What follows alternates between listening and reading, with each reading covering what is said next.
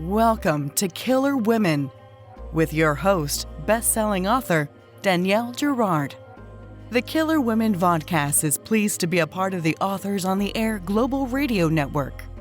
To learn more about Danielle and her books, visit her at www.daniellegirard.com, and to access all of our vodcasts, go to youtube.com/Authors on the Air. And now, Danielle's next killer woman. Welcome to the Killer Women Podcast, a proud member of the Authors on the Air Global Network with 4 million listeners.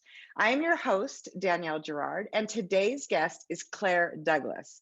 Claire has worked as a journalist for 15 years, writing features for women's magazines and national newspapers, but she's dreamed of being a novelist since the age of 7. She finally got her wish after winning the Marie Claire Debut Novel Award with her first novel, The Sisters. She lives in Bath with her husband and 2 children. Her latest novel, The Couple at Number 9, is out now. Welcome, Claire. Thank you for joining us. Thank you. Thanks for having me. Exciting. I already told Claire that I think she has the most beautiful name because it's also the name of my 22-year-old daughter.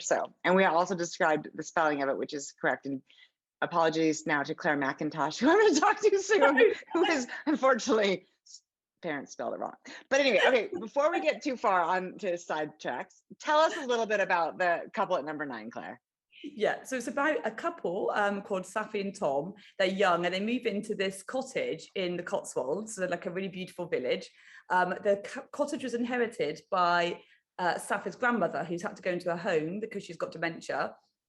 She actually gave it to the daughter, Lorna, but Lorna doesn't want it because Lorna's living in Spain and she's quite sort of a free spirit. So she gives it to Safi and Tom because Safi's pregnant with her first child. And they're quite young, they're like 24, 25. But when they're having a kitchen extension built, they find 2 bodies that have been buried in the garden. And then they realise that the 2 bodies actually date back to when Safi's grandmother, Rose, lived in the cottage. So that's the setup. Yes, what is and Safi is such a wonderful character because you can just feel her sort of earnestness and her, here she is, this young, and she's quite optimistic and very dedicated to her grandmother. Her mother, as you said, is a little bit of a free spirit. We get the impression that she, had Safi quite young and isn't quite ever really rooted and settled. But Safi is, she's just like so. And Tom is lovely, and they're just like, they're gonna start this beautiful life, and then there's bodies in the backyard, which is not ideal under any circumstances, right? And then to find out that now your grandmother with dementia is, has to be questioned and is possibly complicit in whatever has happened, and that is, especially since her grandmother sort of was the sort of the steady parent in her life. So she's like, it sort of throws everything.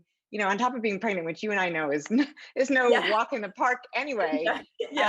She's like, it really throws her for a loop. And and then her mother comes back from Spain to be there, and So one of the things I love most about this book is and it's a compelling read. The characters feel really well drawn. I felt like I was with them as there's this massive heap of dirt in the backyard, and every time Safi looks out the kitchen window, she's like, oh my God, what is happening? But is the sort of dynamic between these 3 women, right? The Safi as the granddaughter, and then Lorna as her mother, and Rose as the grandmother, and this idea that how well do we really know our grandparents, right, and their lives, because and even our parents, right? So so speak to that, like what was how did this evolve? Did you come up with sort of a dementia character who something had happened in her past, or this young character, or even Lorna has her very own story. So how did it develop? I think, years ago when I was a journalist, I did this story where this young couple moved into a cottage and they find a body, like when they're doing an excavation of the kitchen, and it dated back to like Roman times. There was no crime or anything, but that gave me the idea. So I remember thinking, what a great idea. Imagine if it was somebody that, like your grandmother, and like you said, they've got this whole life that you don't really know anything about, that they're completely different to the person that you've all these years, because Safi is like really close to her grandmother, because like you said, her grandmother sort of basically brought her up because Lorna was so young, and so she used to send Safi to go and stay with Rose, the grandmother, in the holidays, and like, you know, Rose is very steady and like, you know, really dedicated. So Safi can't believe that this has got anything to do with Rose. She thinks that Rose, you know, this is some mistake, or like that Rose, if Rose didn't know about it, like she was a victim, and you know, she just can't believe that grandmother who she's always thought of. But as things get uncovered, obviously she then starts to find out more about Rose's past life and all the sort of secrets that Rose kept really from them. Right. Yeah, and I think, well, my grandmother died of Alzheimer's, and she had quite an interesting life, but she was quite open about her life, as you know, when she was. But it just made me think, oh, imagine if you found out that. Yeah. Oh, and I like the idea of going to like a care home, speaking to your grandmother, and then them sort of like saying things, because you know that they can't. She can. Right. Yeah, things like slip out, that because now she's got Alzheimer's, she's not so careful about what she's saying. Like the past is sort of coming out in, and Safi's got to work out what's true and what is like the ramblings of, you know. Right, because that's the other thing about that disease, is that oftentimes they say things that are completely nonsensical. So some of them, it might seem nonsensical at the moment, and then all of a sudden it's like, well, wait a minute, she said this thing, did that actually mean something? Which I think is a really, first of all, it's a situation, since obviously we're all living longer and our parents are living longer, that we're all, you know, often many of us are dealing with, right, aging parents and aging grandparents and care facilities, and then on top of it, you know, the idea that and then we sort of dismiss the things as we get older, unfortunately. And I know this from my mother's only 75, but oftentimes we say, oh, mom, like she doesn't know what she's talking about, right? But it is not necessarily, and it's a disempowering situation for Rose, right? Here she is trying, you know, especially since, you know, she's worried.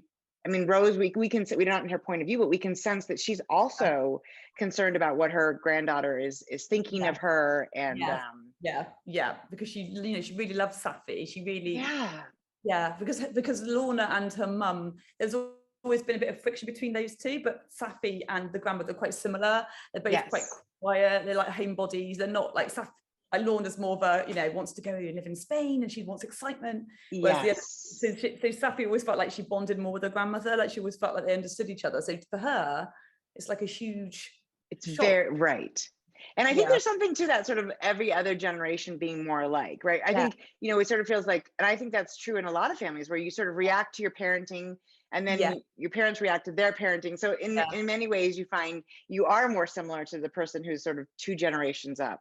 And I think, you know, I think that's, and then there's another point of view. There's a whole different side of the story, which I also found fascinating, because of course we meet Theo, whose father is a doctor, and he's also in a relationship. He's got a very estranged relationship with his father, and you know, he's got a girlfriend who he's very fond of, and he's are they married? I can't remember.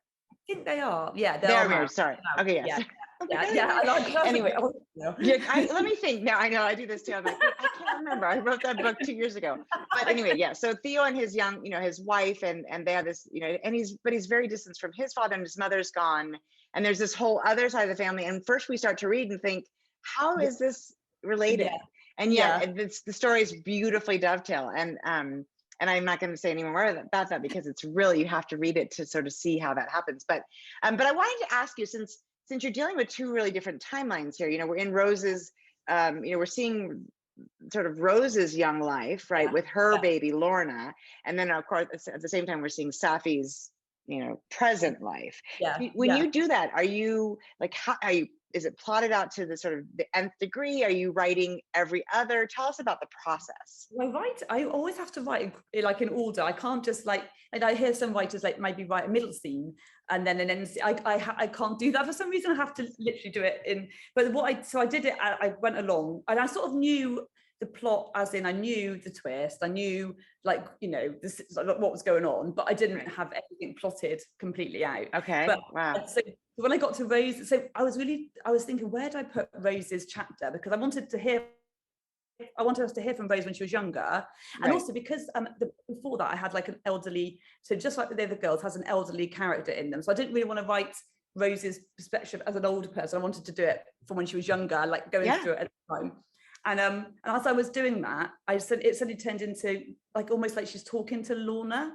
Right. So she's talking So I wanted to, because I thought that was quite a good way of differentiating the different chapters, so that you knew when you read that it was Rose talking, because there's a couple of first person narratives in there. Yeah. So that was, and it just sort of came as I started, but I didn't put Rose until chapter 10, I think, or like it was quite a bit later, because I wanted us to get to know Lorna and Safi and yes, quite a few.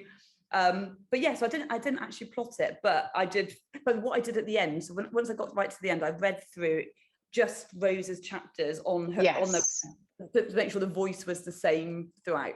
And that the story is building. I mean, I think that's what's so, that's what's so hard. And I think a lot of us write multiple point of view, and I'm the same way. I don't know. I know sort of the end, but I write sort of as I think the book will unfold. And it's a nice break, I think. And maybe you find this as well. So sort of, if I've gotten, you're in Safi's point of view, and you sort of leave us with a little hook, it kind of feels like a breath to go, okay, now let's talk about Theo, or let's talk about Rose. Yeah. And it's a natural momentum for the reader too, right? We're like, whoa, what, you just left us, and now we got to, get to the next Safi chapter, or, but I think it's, so did you know from the beginning that you were going to sort of do 3 points of view? Did Theo, was he an addition? What? No, I did. I knew, because I wanted to do it from Theo's side of things, because Theo's family, that whole thing. And I also wanted to write for the portrait of a man, because I've never done it before. Oh, and so, really? Yeah, never. So I was like, I asked my husband, does this sound like a guy? Does Theo? That's good that you're asking. I feel like everybody needs to ask, right? But I actually thought Theo felt, I mean, and I love the fact that he's not like his dad, right? His mother was quite sensitive. He's a more sensitive male, which, is endearing, especially in comparison to his father. And Tom too is, they feel like men, but they're not, sensitive. Yes. They're not sort of like alphas. No, exactly. And it seems like, I mean, in particularly, and Theo's wife seems like she's sort of, and we don't really, she's very much off screen, but we get the sense that she's a very strong woman character, which I think is a feat to do that without really showing very much of her. Thank you. Yeah, I didn't really doing that. I did yes. Yeah. It's so, okay, so you don't really plot, but you sort of know the twist, and you're doing with 3 points of view. And so then you just sort of, you just go chapter by chapter, or you have a sort of a sense? I do really go by chapter. So I have like an outline, first of all. So I sort of know that, like which sort of points in the book I want to hit the particular sort of reveals. Okay. But yeah, it's really just chapter by chapter. Well, and do you do it like that? I mean, I hear so many different. Yes. I wish I was an outliner. I think it would save me. I think I'm not an outliner. I'm always like, how do you do that? How do you know? So do you feel like then to outline, are you spending some time before you write? You're really thinking through? Well, I just had like a sort of 2 pages of the plot and like what I wanted. And then what I would do is I was writing each chapter, I would sort of have an idea what I wanted the next chapter to be. So I'd then write at the end of that chapter, like if I'd gone from Safi then to Rose, I'd go, when I want to go back to Safi, I'd like, remember to put in Safi's next chapter. Then I'd put like what I'd thought of at the bottom, which I like just the little things that I want to, and it gets, the notes section gets bigger and bigger as I'm going along, and more things are coming to me. But I can't think of the whole plot before I start writing. I just can't, because it comes to you naturally, doesn't it? I think as you're writing, ideas come to you, or can they come to me that I suddenly think, that's what so and so needs to do. And I think also that sort of, I know these people who plot really sort of intricately, and I think for me, I think the magic of the writing is the discovery. And I feel like if I knew the whole thing, I'd be like, why write the book? Yeah, exactly. I think I'm exactly the same. I need to do the twist, but even then, that sometimes changed. So I think, what about the person, the baddie, changed? Like the baddie. I like that. I've not heard that before, but I'm going to start calling the villain the baddie. The baddie. I think it's probably That's awesome. Polybristolian thing, to be honest. So this is your 7th book, and you're saying this is your first time you've written a male point of view. Yeah, I know. I was always a bit scaredy before. I was always a bit like, I don't know if it, feel authentic or, but this time I did. But I really actually enjoyed it. I enjoyed. Yeah. They have a different way of thinking. I mean, I think, it's a stereotype, of course, and the reason stereotypes are stereotypes is because many times they're true. It is interesting to get a different a male perspective, because I do think that they think about things differently, and especially I think in familial relationships, the way sons deal with their fathers, for instance, a very different relationship than mothers and their daughters. Yeah, definitely. Right.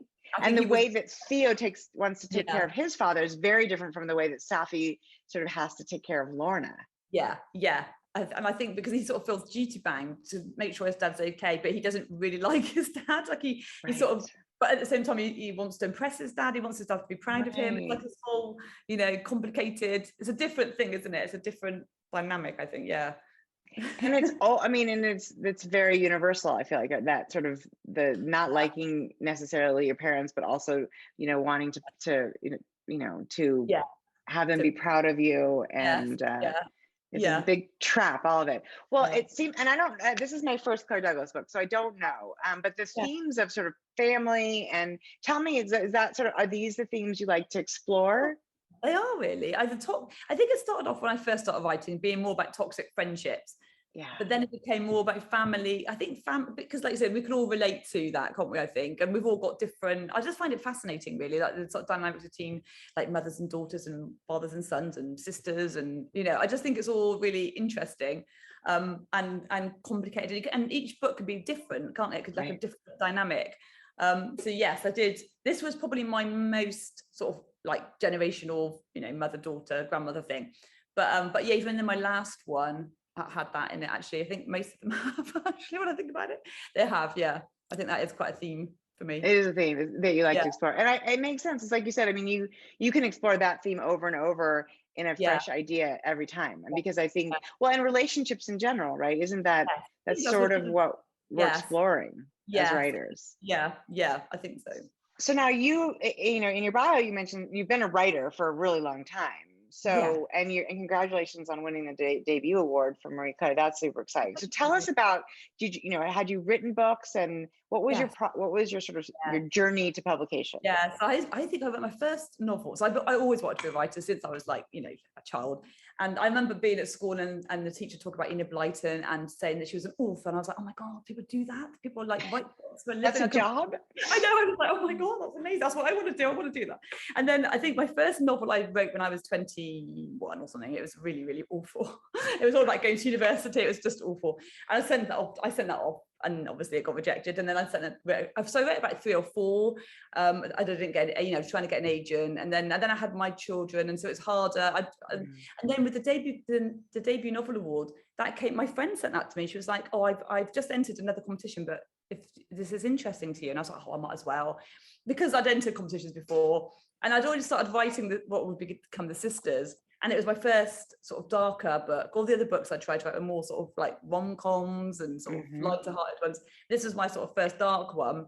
And then I sent that off, and that's the one I won with. So that's how I ended up getting into the sort of darker writing. So and then it's become darker each book. I was going to say, so what do you think, was it, I always want to say, was it having children that made you write darker books? Because I feel like that's a natural, but anyway, that's not fair to our children who are so lovely. But what do you remember sort of what the shift was? You just had what happened that made you shift from rom-com to sort of darker novels? I think I've written this book, which was a rom-com, which was about a twin relationship, the boy and girl twins, and that's sort of how because I had a friend years and years ago who was going out with a boy who had a twin sister, and she was always slightly jealous of their bond because it was very sort of, and I thought this is really interesting, and I suddenly had the idea of, I was just driving along in my car and I had the idea of this woman, this girl twin who'd lost her twin sister, and how that would affect you, like having someone so close, and then meeting this guy who had a twin sister. So it was all about twins. Your twin book. I find twins really fascinating. So I suddenly had the ideas. I think I was driving my son to nursery, and I suddenly had the first couple of lines just popped into my head, and I was like, I couldn't wait to get home and write it down. Right. And it was quite dark, and I thought, this is darker than this isn't really a rom-com. It didn't really work as a rom-com, right? No, right. I thought, maybe I need to write darker. Maybe the rom-com thing was not me. And it's like funny, isn't it? So I went home and wrote that one, and that's what ended up being The Sisters. I think I reined it back a bit. I think I could have gone darker, but I was a bit like, oh, do I go really dark here, or do I just, Right. Yeah. Right. How dark am I going to be? Which I Yeah. think is interesting. So, I mean, I obviously I read it. I mean, I'm a huge fan of authors, and I love to read, and I love to read, funny, Yeah, I do. of I love, course. I wish I could do that. I just don't think I'm, like I love a really good, like Marion Keyes or some Yes. that we laugh. And I love that. I love Yeah, that. me too. I mean, I just read The Book Lovers, by Emily Henry, and I think that's so Yes. fun. But that is not how I write. And I do Yeah. think so. And I think, what is it that draws us to writing dark books, do you think? I don't know. It's weird, isn't it? I don't know if it's like, because I think I've really tried with rom-coms. I just don't think I think rom-coms are hard. You've got to be quite funny. I think it's Yeah. quite hard to get that down on the page, isn't it? To be funny on the page. Right. I feel funny, but not on the I page. know, but I don't know if I'm funny enough. But like, obviously not. Right. Not that So funny. it's funny, isn't it? But also, I think there's something about stakes, right? The stakes of the novels that we write are so much. There are no higher stakes than life or death. Yes, I know, and I think it's quite fascinating. And I think I do like reading. I think I was getting into thrillers at the time. I think I was starting to read a lot more thrillers. I think I started off, like sort of like lighter thrillers, and then sort of getting more. And I think that's why I was reading quite a lot of. And Right. And it's so important. I mean, this is, I think we have a lot of listeners who are aspiring authors, which, of course makes perfect sense. We all were there one time. And like you, I have three. I started with writing dark novels. On page 5 of the first book I ever wrote, there was a dead body. And my friend was a romance writer, publishing with Harlequin. And she was like, you're not going to be a romance writer. So, but on the flip side, we've all buried books or had to toss them aside. I think there's a learning process there. But I do feel like there is something so interesting about the sort of what people will do, if pushed. Yes, and like you said, like sort of like normal everyday people who find themselves in these situations. I'm always trying to imagine what I would do in these situations. To protect your child or your family or your home or the reputation of your grandparent. Yes, right. It's the thing that trying to put yourself in that position and think, what would I do? Right. Yeah. So I think, and I, of course, this is what I do is my squirrel brain goes off to one side. But we were talking about reading thrillers, and I do feel like you have to read a lot in whatever, in whatever genre you're. So you wrote, when did you sort of start writing? Obviously you wrote a novel in college, it sounds like, and then you sort of set it, and then maybe having babies does really put a little damper on our free time. Yeah, it does. Makes it a little harder. So how old were your daughter's older? How old was she when you sort of submitted your first? When you submitted the Marie Claire book? Yeah, I think she was 6. And so that's about 10 years ago. 10 years ago. Yeah, 10 years ago. Yeah. So 7 books in 10 years. You're a busy lady. Because I think that first book, it was 2013, and then I had to, because it was only the first 3 chapters, so I hadn't written the whole book, so I had to then write it. So it was published in 2015, and so that's like then a book a year since then. A book a year, right? And how do you balance that in your life? I mean, you're writing full time, I assume. I do, yeah. And I do it with the children at school. So that's the sort of best. I mean, it's easier now that they're a bit older. They can, go to school and they've got like, good sort of 7 hours when they're at school. But it's quite hard. Like, so now they're off on holiday, like they're off, and that's harder, isn't it, in the holidays when they're around, because they're like 12 and 16 now. I can leave them to entertain themselves for a few hours, and I can get on with it. But not quite space, don't you? It's hard when you've got people in the house, and it's so hard. And you actually mentioned that this book was written during the pandemic. And so tell us about that, because I think that that changed everything for all of us, right? Yeah, that was really hard because everyone was in the house. Obviously, I had to homeschool, and my son was only 10 at the time, so I couldn't really leave him to do the homeschool. I had to sit with him to do the homeschooling with him, because he just wouldn't have done it otherwise. So it felt quite. And then my husband's got an office in the garden because he always works from home anyway. So a day a week, his employer were really good. They were like, a day a week you could be the homeschooler, and then I can go up into his office. So I was doing that once a week, but it wasn't really till I went back to school in September where I wrote. I remember really writing. This is probably the fastest book I've written as well, because I thought, what's if there's another lockdown? I need to get as much down as I possibly can while they're at school, because our schools in the UK did shut again in January. So I had 2 months to really just, get it done. So I think that really helped. I didn't mess around. I didn't look on Twitter. I just was like, I'm just going to write this. And that's, you had to be really, and so when you're doing that, were you sort of like, I'm going to write this many words a day, I'm going to write this many hours a day? How did you work it out? I tried to write 2,000 words a day, and I was like, and if I don't get a chance to finish the 2,000 words, I made myself like do it. So I thought if by say 5 o'clock I hadn't finished the 2,000 words, I'd be like, right, then you're going to have to finish these 2,000 words instead of watching the telly. But I had to make myself do it. But it's quite hard, because I am the sort of person that would just be like, oh, I'll just go and do this, and I'll just go make a cup of tea. We're all, and I think it's funny, because like probably when you were writing for your job as well as writing your novels, then you're like the efficiency factor kind of goes away, right? I think for me, if I don't get, when the children are at school, if I don't come home straight away and start working, and if I start faffing around, then before I know it, it's like 11 o'clock in the morning, and I'm like, I still haven't done what I need to do. So I think I have to really try to be at my desk at 9 o'clock and think, right, got to settle down. Get on it. Yeah, it's hard though, isn't it? It's so hard sometimes to motivate yourself. It's so hard. And then another thing I find people, so because we're on this one a year, the world is on this one book a year, which is amazing.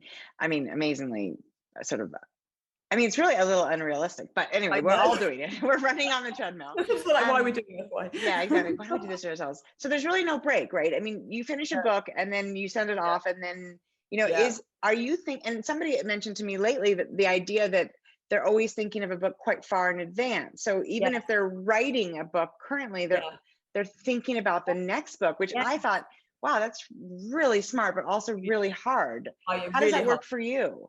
I have to finish. I can't really think of the book until I finish the book. So when the book's gone off to be edited by the editor, that's when I can allow myself to think about the next one. Because otherwise I get really confused, and I'm like, or I might suddenly sort of feel a bit unfaithful to the book that I'm writing. Isn't that interesting? That's a really good way of putting it, right? Like it's I can only have one affair at a time. I have to really. So, but is there a seed for the next? Like, so do you finish and then start to think about the next idea? And how do you feel if like that? You don't have a seed necessarily. What is that process like? I know that's always a bit scary, isn't it? But when there's been times, I think when I was just about to write Just Like the Other Girls, which was my sixth book, I literally had finished the book before that, and then was like, I've got no other ideas. What am I going to do? And like, I remember driving to on holiday with my husband, and then brainstorming. I was going, right, I need to think of something. I need to think, because I just hadn't allowed myself. I don't know what. Whereas this one with the couple at number 9, by the time I finished that, I'd already planned 2 other books out. Not planned, but like have a little idea of 2 other books. So that sort of took the pressure off after the couple at number 9, because I wasn't quite sure which one to write. So I had both ideas, and then my agent was like, well, write this one first and then write that one. So, so in that sense, I had, thank goodness, 2 ideas. That's quite unusual for me. I don't normally have 2 ideas at once. I don't know how that happens, really. Well, it's you're like, thank God. Well, and I think it sounds like maybe for you, these ideas come from, certainly usually brainstorm with your husband. Does he get involved in He's quite good. Although sometimes he can be a little bit, sometimes I'm like, no. Right, when they get prescriptive, like, this is how you should do it. You're like, I'm not doing it. Yeah, he sort of gets a bit like, because he's a guy, and there's action. And I'm like, no, it's not an action thriller. It's... right. You write that one, honey. I'm going to write this other one. Yeah, you do that. I don't want to do that. But you guys, you can say, this is the seed of my idea. Yeah, he's quite good at, but a lot of my ideas I get from, I don't know about you, but reading like true crime things, like the couple number 9 was obviously when I was a journalist and seeing, going to a house where they found a body, and then the one before that was based on there's like a murders, I think it was in the US actually, where a guy put on Craigslist or one of those looking for someone to come and work in his ranch, and then he killed them. So that was the idea I had for. So I think that's how I get my ideas. I sort of what's going on and sort of changing in the world, right?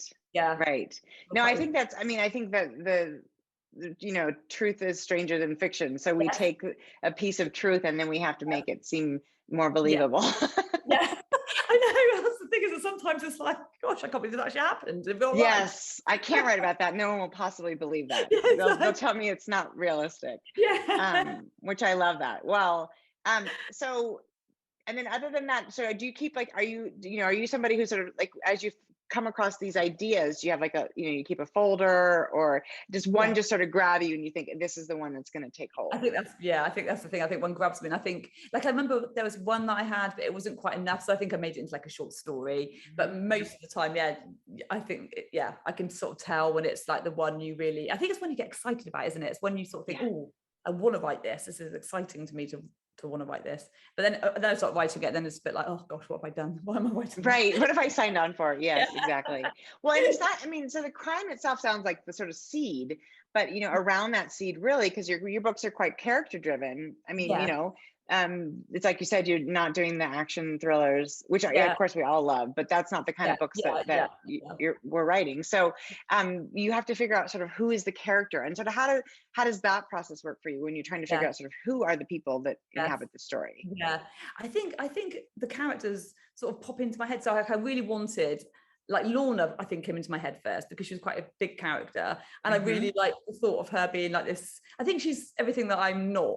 She's like really, she's like loves traveling, and she loves like going, and she's not scared of like just changing her life and going places. Right. And she's quite, and she's like, scared of aging, and she's scared of settling down. She's very right. She's sort of missed her young life, right? Because she had a baby. And that's what she makes. She's so, even though we can see Safi's frustration and understand Safi's frustration with her mother, we can also, as women and as mothers, appreciate the fact that, wow, of course she feels like she didn't really get to live a young life because didn't really get to live a young life. And then I like the thought of Safi being quite opposite, sort of quite quiet and sort of stayed, and not stayed, I suppose that's a bit, but sort of just more, my cat's trying to get my lap. She's more practical. Oh, really? Hello, and nice to meet you. They want to be involved. Well, I think I actually think that's quite realistic, is that she was a response. The part of me thinks it'll be really interesting when Safi has her own parenting style.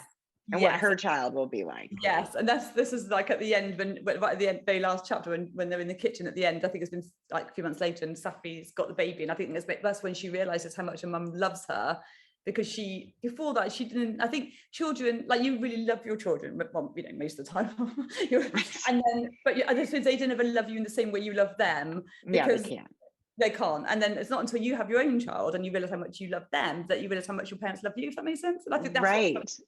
Like, that's why we're all like, we need grandchildren just to prove some stuff to you guys. Exactly. It's a really good point. And I do feel like, she can't understand her mother really. Until people want to be close to their parents. And I think this is true. They just can't quite understand, it doesn't work that way, right? They can't quite understand what where you came from and what.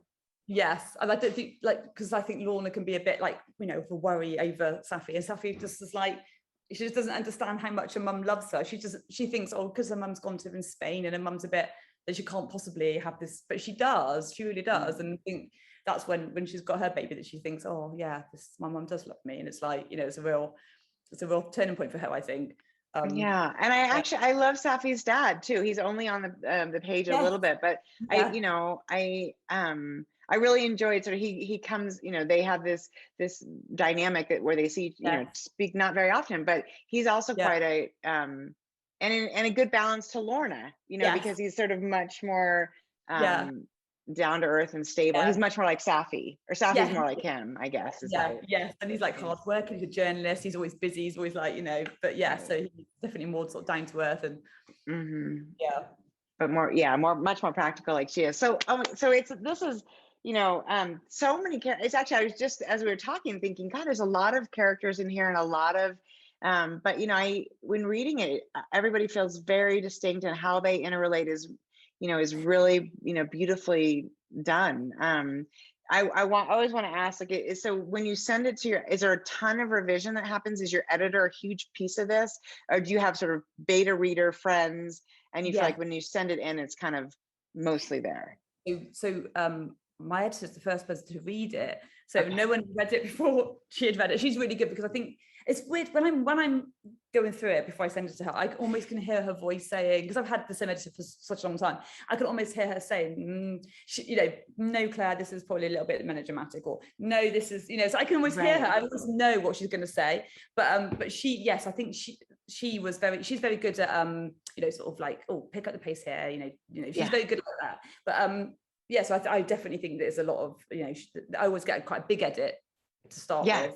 Yeah, and then it's sort of a few more little ones, but that sort of big story. I mean, I think we cannot underestimate the value of our editors, right? Yeah, definitely, because they see things, because it's really hard for us, isn't it, when you're looking at the same, story day in and day out, to sort of really see it. So they can like come, and I never tell her what it's about, so she knows roughly, but I never tell her the twists or anything, so she can look at it with fresh eyes and see. Smart, right? Yeah, see if it's working, or see if she can guess it, right? Yes. Yeah, and I think that's what, because you don't want, and she didn't guess, actually, and I was really pleased, because I thought, oh God, she's going to guess this, and she's going to guess, and she did. She said she didn't.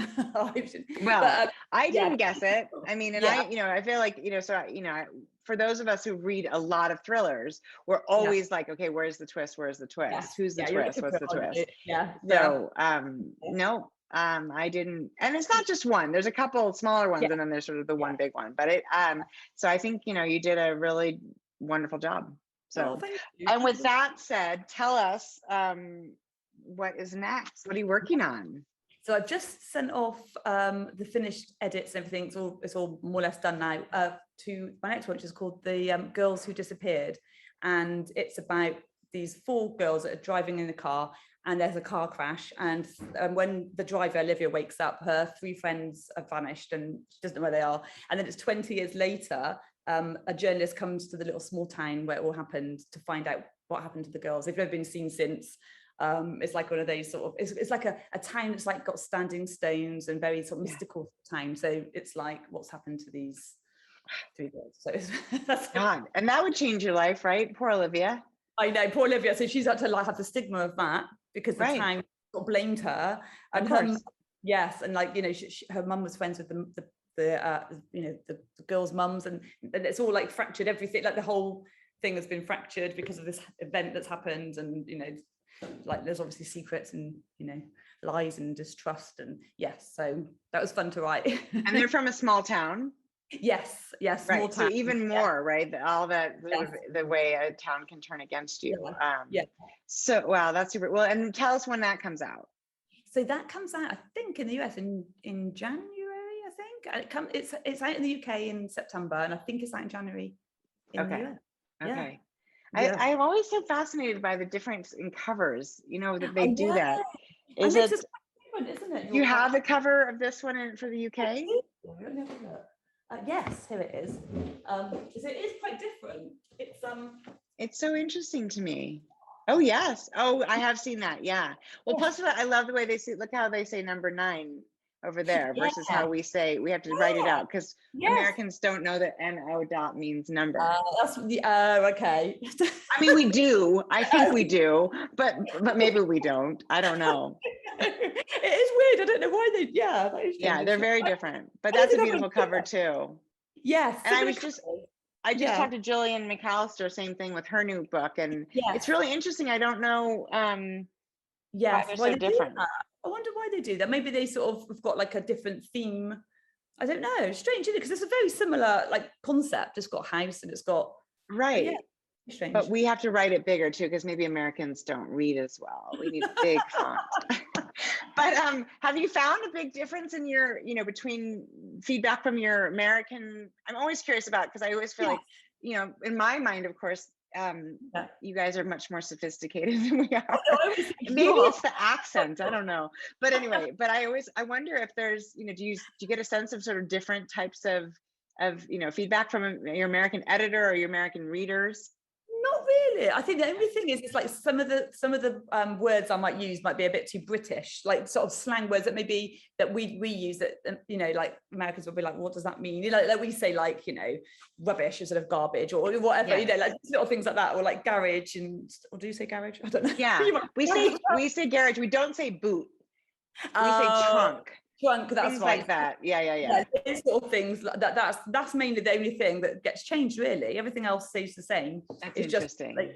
just like, and I think spellings, slight difference. Like we spell color with the O-U-R, whatever. Yes, and there's like all the prioritized, you spell it's I-S-E and we're I-Z-E, things like that. Yeah. So basically the American editor is just looking to make it, and isn't that funny? I wonder if it matters. Like, I wonder if we, if we read a book and if you guys read a book, but you must read our books with color spelled O-R, and and you it doesn't stop you. No, exactly. You're not like, oh damn it, it's an American book, I'm done with this. I can't read it anymore because it's got the colour spelled the wrong way. That's spelled right. Where's the U? But no, I don't know if they do that for America, like American authors, to when they have the British.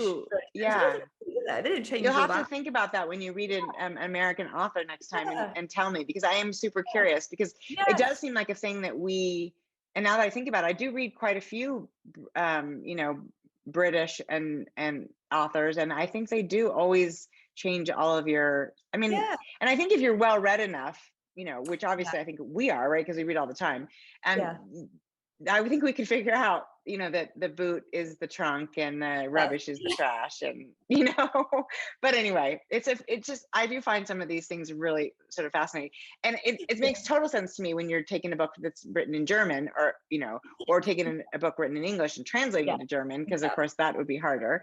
But it's funny that we're also sort of translating, British English to American English, and vice versa. Yeah. I know. So interesting. Okay, so we're looking at, for us to get the color spelled correctly, it sounds like we're talking about January of 2024. 23, I think. 23 next year. Yeah. So it's coming out in January. Yes, I know, because I think it's caught up. So Harper, it was like every 6 months, because that one came out last year. This came out last year in the UK. In the UK, but now, okay, so I'm really behind. Oh, that's so exciting, because you said September.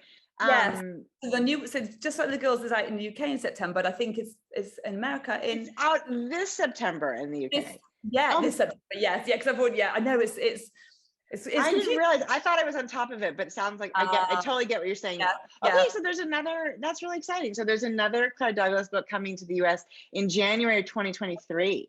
I think there is. I'm sure there is. I've probably got this completely wrong. And no, I'm sure there is. Tell me the name again. What's it called?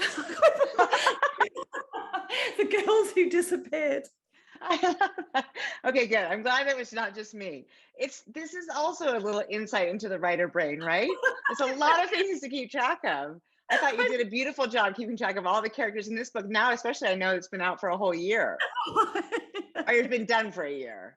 Yeah. That was like last summer. Yeah, last September, I think this one. Yeah. Okay. Oh, that's really exciting. Well, I'm glad to hear they're caught up, and we're really looking forward to the next book. Tell the listeners, Claire, where to find you online, on social media, and all that good stuff. I'm on Twitter as Dougie Claire. I think I'm on Instagram as Claire Douglas Author, and I'm Facebook as Claire Douglas Author as well. So so on all of the platforms. And we'll be sure to tag you on when we post and all that good stuff, so people can find you. So first of all, or last of all, thank you so much for joining us today. It was so fun to chat, and I love the book. I'm looking forward very much to the next book, and it's been such a pleasure. Oh, thank you for having me on the show. Thank you. So thank you to our listeners and watchers for joining us today on Killer Women Podcast, and we will see you next time. Bye. Bye.